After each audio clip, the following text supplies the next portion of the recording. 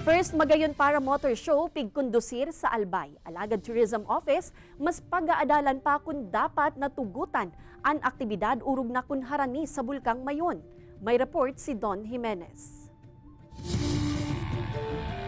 Pigkondusir sa probinsya ni Albay ang first magayon para motor show. Obheto kaini na mas maipabisto ang para motor gliding activity sa probinsya asin liwat na buhayon ang paragliding na enot ng pigpunan kan taong 2019 alagad na pundusan na huli sa pandemya.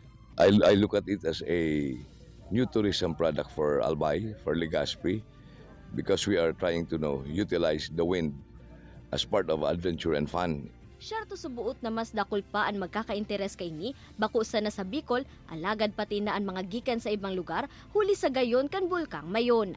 Ang piloto nga ning si Leslie na gikan pa sa Tarlac, nakaabot pa sa haros 500 meters away sa crater kan Bulkan. So we were the first Filipino pilots flew over the crater of Mount Mayon. But of course, yung safety protocols and beginner pilots, we are not recommended to fly over the crater. Alagad huli tayaon pa man giraray ang huma kan Bulkang Mayon. Pigaadalan pa subuot kan Albay Provincial Tourism and Cultural Affairs Office kung dapat nang tugutan ang mga siring na extreme activity urog na kun harani sa crater kan Bulkan. Dawa kaya dakula ang potensyal kan para motor event sa probinsya. Prioridad man giraray kan mga autoridad ang seguridad kan publiko. Gusto ko po ipaabot po sa Indo na ang gabos na activity na ini magkakaiwa man na evaluation pagkatapos po ng Kang Magayon Festival.